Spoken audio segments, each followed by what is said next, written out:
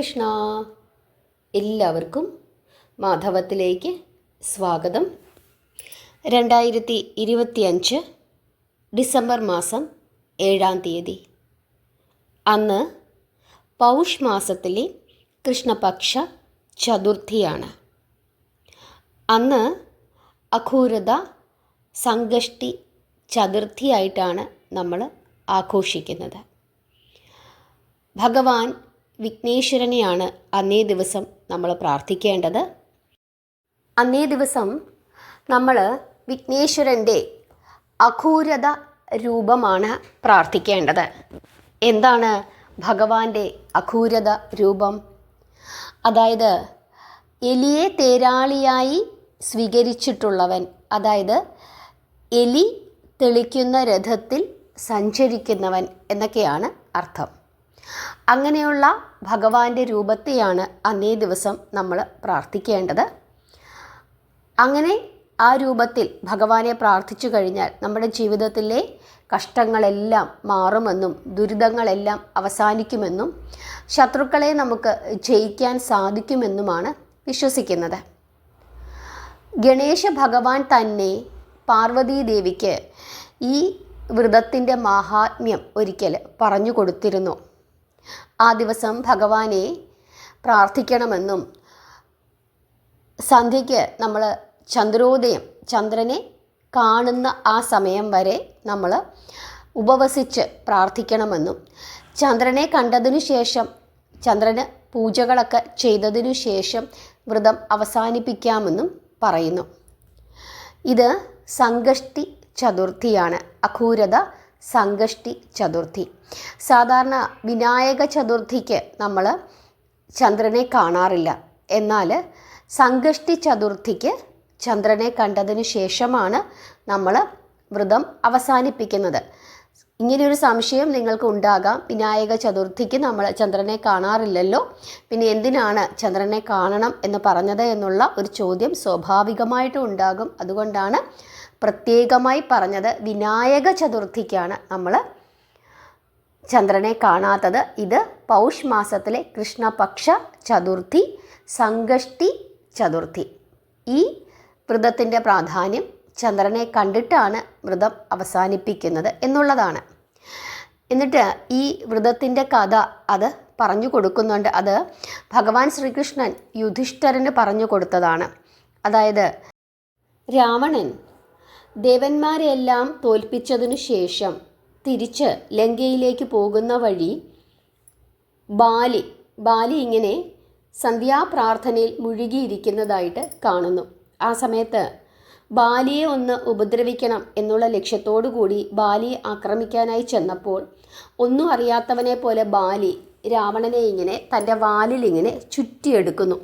എന്നിട്ട് രാവണനെയും വാലിൽ ചുറ്റിക്കൊണ്ട് ബാലി തൻ്റെ രാജ്യത്തിലേക്ക് പോവുകയും കിഷ്കിന്ധയിൽ ചെന്നിട്ട് തൻ്റെ മകനായ അംഗദന് ഈ രാവണനെ കളിക്കാനായിട്ട് കൊടുക്കുകയും ചെയ്യുന്നു. അങ്ങനെ ഈ രാവണനെ ഇങ്ങനെ അംഗദൻ തട്ടിക്കളിക്കുകയാണ്. ആ സമയത്ത് രാവണന് വലിയ അപമാനം തോന്നുകയും രാവണൻ തൻ്റെ മാതാവിൻ്റെ പിതാവായ പുലസ്ത്യ മുനിയെ വിളിച്ച് കരയുകയും ചെയ്യുന്നു. പുലസ്ത്യ മുനി അവിടെ വന്ന് കണ്ടപ്പോൾ കാണുന്ന കാഴ്ച തൻ്റെ ചെറുമകൻ ഇങ്ങനെ ദുരിതത്തിൽ പെട്ട് ഇരിക്കുന്ന കാഴ്ചയാണ് കാണുന്നത്. എന്തുകൊണ്ടാണ് മകനെ നീ ഇങ്ങനെ നിലവിളിക്കുന്നത്? നിനക്ക് എന്താണ് പറ്റിയത് എന്നൊക്കെ ചോദിക്കുമ്പോൾ നടന്ന കാര്യങ്ങളൊക്കെ തന്നെ രാവണൻ പുലസ്ത്യ മുനിയോട് പറഞ്ഞു കൊടുക്കുന്നു. അല്ലയോ പിതാമഹ, ദേവന്മാരെ തോൽപ്പിച്ചതിനു ശേഷം ഞാൻ വളരെ അഹങ്കാരിയായി തീർന്നു. അതിൻ്റെ ഫലമായിട്ടാണ് എനിക്ക് ഈ അവസ്ഥ ഉണ്ടായിരിക്കുന്നത്. പടിഞ്ഞാറൻ സമുദ്രത്തിൻ്റെ തീരത്ത് വൈകുന്നേരത്തെ പ്രാർത്ഥനയിൽ, അതായത് സന്ധ്യാപ്രാർത്ഥനയിൽ മുഴുകിയിരുന്ന വാനര രാജാവിനെ ഞാൻ കാണുകയും പിന്നിൽ നിന്ന് ആക്രമിക്കാൻ ശ്രമിക്കുകയും ചെയ്തു.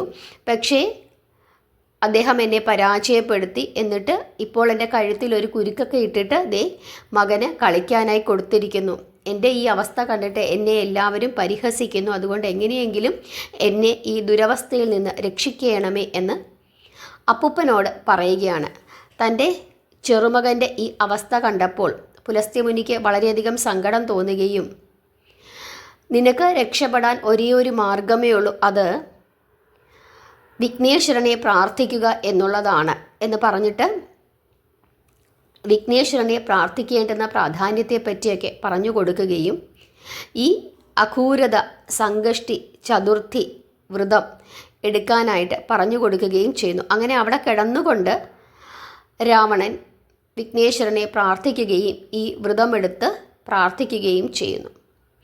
അതിൻ്റെ ഫലമായിട്ട് രാവണന് അവിടെ നിന്നും രക്ഷ ലഭിക്കുന്നു എന്നാണ് പറയുന്നത്.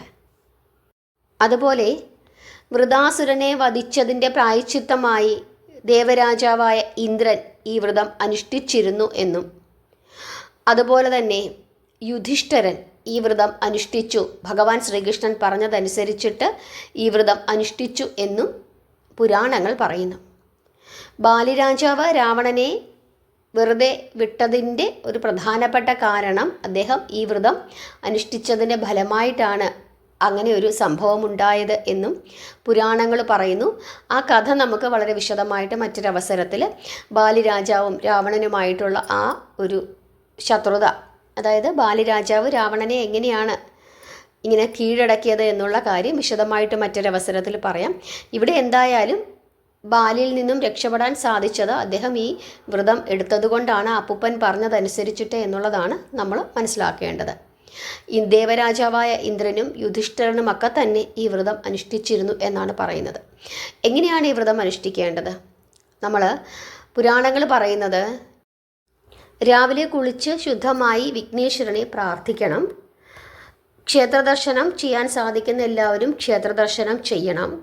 അന്നേ ദിവസം ഗണപതി ഹോമത്തിന് കൊടുക്കുന്നുണ്ടെങ്കിൽ പാൽപ്പായസം കൂട്ടിയുള്ള ഗണപതി ഹോമത്തിന് കൊടുക്കണമെന്നാണ് പറയുന്നത്. അതായത് പാൽപ്പായസം ഹവനം ചെയ്തിട്ടുള്ള ഗണപതി ഹോമം, അത് ചില ക്ഷേത്രങ്ങളിൽ ചെയ്യാറുണ്ട്. പാൽപ്പായസം കൂടി ഗണപതി ഹോമത്തിൽ ഹോമിച്ചിട്ട് ചെയ്യുന്ന ഒരു ഗണപതി ഹോമമുണ്ട്.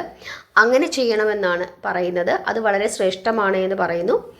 അതുപോലെ തന്നെ രാവിലെ മുതൽ സന്ധ്യയ്ക്ക് ചന്ദ്രനെ കാണുന്ന സമയം വരെ ഉപവസിക്കുക. ഉപവസിക്കാൻ സാധിക്കുന്ന എല്ലാവരും ഉപവസിക്കുക. അതിന് സാധിക്കാത്ത ആളുകൾ ജലം മാത്രം കുടിച്ചിരിക്കുക. ഇനി അതിനും സാധിക്കുന്നില്ലെങ്കിൽ പാലും പഴങ്ങളും കഴിച്ചിരിക്കാം.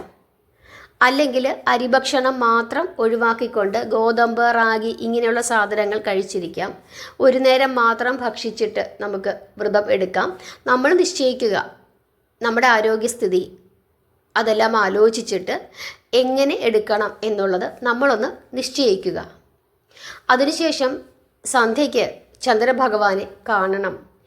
ചന്ദ്രഭഗവാനെ കണ്ട് ചന്ദ്രഭഗവാന് ആകാശത്തേക്ക് നമ്മളിങ്ങനെ നോക്കി ഭഗവാനെ കണ്ട് ഭഗവാന് ആരതി ചെയ്യണം. അതായത് ഒരു പാത്രത്തിൽ, ഒരു തളികയിൽ കുറച്ച് പൂക്കൾ, അതുപോലെ തന്നെ ഒരു കിണ്ടിയിൽ അല്പം ജലം, എന്തെങ്കിലും ഒരു മധുര പലഹാരം ആ പാത്രത്തിലെടുത്ത് വെക്കേണ്ടതാണ്. ആ തളികയിൽ കിണ്ടിയിൽ ജലം, ആ തളികയിൽ കുറച്ച് പൂക്കൾ, അതുപോലെ തന്നെ മധുര പലഹാരം. നമ്മുടെ കയ്യിൽ എത്രയാണോ ഉള്ളത് ആ മധുര പലഹാരം, ലഡുവായിക്കോട്ടെ അല്ലെങ്കിൽ പഴമായിക്കോട്ടെ, എന്തായിക്കോട്ടെ, നമ്മുടെ കയ്യിൽ എന്താണോ ഉള്ളത് അതനുസരിച്ചിട്ട് മധുര പലഹാരം അങ്ങോട്ടേക്ക് വെക്കുക. ആ പ്ലേറ്റിൽ വെക്കുക.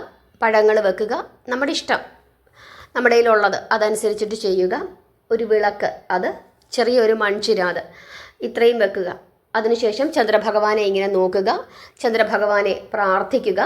എന്നിട്ട് ആദ്യം തന്നെ ആ കിണ്ടിയിലെ ജലം ഇങ്ങനെ എന്ത് ചെയ്യുക, ചന്ദ്രഭഗവാനെ അഭിഷേകം ചെയ്യുന്നു എന്ന സങ്കല്പത്തിൽ നമ്മൾ എവിടെ നിന്നാണോ നമ്മൾ പൂജ ചെയ്യുന്നത് അവിടെ നിന്നിട്ട് അന്തരീക്ഷത്തിലൂടെ നമ്മൾ ഭഗവാൻ നമ്മുടെ മുമ്പിലുണ്ട്, ഭഗവാൻ അഭിഷേകം ചെയ്യുന്നു എന്നുള്ള സങ്കല്പത്തിൽ ഭഗവാനെ നോക്കിയിട്ട് ആ ജലം ഇങ്ങനെ കിണ്ടിവാലിലൂടെ കുറച്ച് പുറത്തേക്ക് ഒഴിക്കുക. കിണ്ടി അല്ലെങ്കിൽ ചെറിയ ഗ്ലാസ് ആയിക്കോട്ടെ അല്ലെങ്കിൽ ചെറിയ മൊന്ത ആയിക്കോട്ടെ, എങ്ങനെയായാലും ആ ജലം ഇങ്ങനെ അഭിഷേകം ചെയ്യുന്നതായി സങ്കല്പിച്ച് ഒഴിക്കുക. അതിനുശേഷം പൂക്കൾ ഇങ്ങനെ ഭഗവാനെ അർച്ചന ചെയ്യുന്നതായിട്ട് സങ്കല്പിച്ച് നമ്മളിങ്ങനെ പൂക്കൾ സമർപ്പിക്കുക. പിന്നീട് നമ്മൾ ദീപ ആരാധന ചെയ്യുക. അതായത് ആ പ്ലേറ്റിൽ നമ്മൾ ഒരു മൺചിരാത തെളിയിച്ച് വെച്ചിട്ടുണ്ടാകുമല്ലോ, ആ പ്ലേറ്റോട് കൂടി തന്നെ എടുത്തിട്ട് നമ്മളിങ്ങനെ ഭഗവാനെ ആരതി ചെയ്യുക. ഇത്രയും കാര്യങ്ങളാണ് ചെയ്യേണ്ടത്. അതിനുശേഷം നമ്മുടെ മുറിയിൽ വന്നിട്ട് നമ്മൾ എന്ത് ചെയ്യണം, വിളക്ക് തെളിയിച്ച് വിഘ്നേശ്വരനെ പ്രാർത്ഥിക്കണം. വിഘ്നേശ്വരന് പ്രാർത്ഥന ചെയ്യുന്ന സമയത്ത് എന്തെങ്കിലും ഒരു നൈവേദ്യം കൂടി സമർപ്പിച്ചിട്ട് പ്രാർത്ഥിക്കുന്നതാണ് ഏറ്റവും ഉത്തമം. അരി കൊണ്ടുള്ള പാൽപ്പായസം, അത് വളരെ ശ്രേഷ്ഠമാണ്. ആ പാൽപ്പായസം ആ പ്രാർത്ഥന കഴിഞ്ഞതിന് ശേഷം നമുക്ക് പ്രസാദമായി സ്വീകരിക്കാവുന്നതുമാണ്. പ്രാർത്ഥനയ്ക്ക് ശേഷം നമ്മൾ എന്തെങ്കിലും പ്രസാദം കഴിച്ച് നമ്മുടെ വ്രതം അവസാനിപ്പിക്കാവുന്നതുമാണ്. ഭഗവാനെ ഈ അഘൂരത രൂപത്തിലാണ് പ്രാർത്ഥിക്കേണ്ടത്. അഘൂരത അതായത് എലിയെ തേരാളിയായി സ്വീകരിച്ചിട്ടുള്ളവൻ എന്നാണ് അർത്ഥം. അതായത് എലി തെളിക്കുന്ന തേരിൽ സഞ്ചരിക്കുന്നവൻ. അതായത് ഭഗവാന്റെ വാഹനമാണല്ലോ എലി. ആ രൂപത്തിൽ പ്രാർത്ഥിച്ചു കഴിഞ്ഞാൽ നമ്മുടെ ജീവിതത്തിൽ എല്ലാ പ്രയാസങ്ങളും അകലുമെന്നും എല്ലാ പ്രതിസന്ധികളും തരണം ചെയ്ത് നമുക്ക് ജീവിത വിജയം ലഭിക്കുമെന്നുമാണ് വിശ്വസിക്കുന്നത്. യുധിഷ്ഠിരന് ജീവിത വിജയം ലഭിച്ചത്, അതായത് വനവാസ കാലത്താണ് യുധിഷ്ഠിരൻ ഇത്തരത്തിലുള്ള വ്രതങ്ങളൊക്കെ എടുത്തത്. അതിൻ്റെ ഫലമായിട്ടാണ് വീണ്ടും തിരിച്ച് രാജ്യം ലഭിച്ചത്. ഭഗവാൻ ശ്രീകൃഷ്ണൻ പറഞ്ഞതനുസരിച്ചിട്ടാണ് ഈ വ്രതം എടുത്തത് എന്നാണ് വിശ്വസിക്കുന്നത്. അതുപോലെ തന്നെ രാവണനും ഈ വ്രതം എടുത്തു എന്നാണ് പുരാണങ്ങൾ പറയുന്നത്. അതുപോലെ ഇന്ദ്രനും ഈ വ്രതം എടുത്തു എന്ന് പറയുന്നുണ്ട്. വിഘ്നേശ്വരൻ തന്നെയാണ് അമ്മയോട് ഈ വ്രതത്തിൻ്റെ പ്രാധാന്യത്തെപ്പറ്റി പറഞ്ഞു കൊടുക്കുന്നത്. അതുകൊണ്ട് എല്ലാവരും അന്നേ ദിവസം ആ പ്രാധാന്യം മനസ്സിലാക്കി ഭഗവാനെ പ്രാർത്ഥിക്കുക.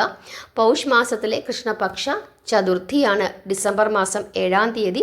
ഇനി വ്രതം ഒന്നും എടുത്ത് പ്രാർത്ഥിക്കാൻ സാധിച്ചില്ലെങ്കിലും ക്ഷേത്രത്തിലൊന്ന് പോയി, എല്ലാ ക്ഷേത്രങ്ങളിലും വിഘ്നേശ്വരനുണ്ട്.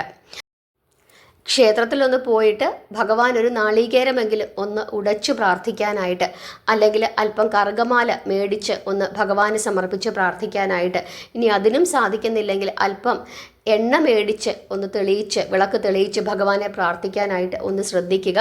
പാൽപ്പായസം കൂട്ടി ഗണപതി ഹോമം നടത്താൻ സാധിക്കുന്നുള്ള എല്ലാവരും തന്നെ അന്നേ ദിവസം അങ്ങനെ ഒന്ന് ചെയ്ത് പ്രാർത്ഥിക്കുക. നമ്മുടെ ജീവിതത്തിലെ തടസ്സങ്ങളും ബുദ്ധിമുട്ടുകളും ഒക്കെ മാറി നമുക്ക് സമാധാനപൂർണമായ ഒരു ജീവിതം ഉണ്ടാകും എന്നുള്ള കാര്യത്തിൽ യാതൊരു തർക്കവുമില്ല.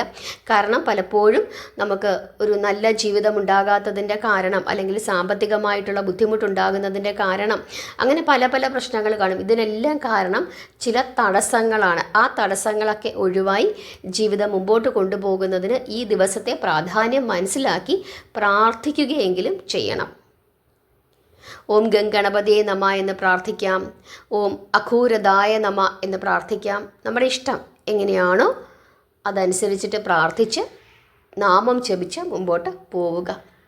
അന്നേ ദിവസത്തെ പ്രാധാന്യം നിങ്ങൾക്ക് എല്ലാവർക്കും മനസ്സിലായി എന്ന് വിശ്വസിക്കുന്നു. നാമം ജപിക്കുക, പ്രാർത്ഥിക്കുക. ഭഗവാൻ എല്ലാവരെയും അനുഗ്രഹിക്കട്ടെ. ഹരേ കൃഷ്ണ.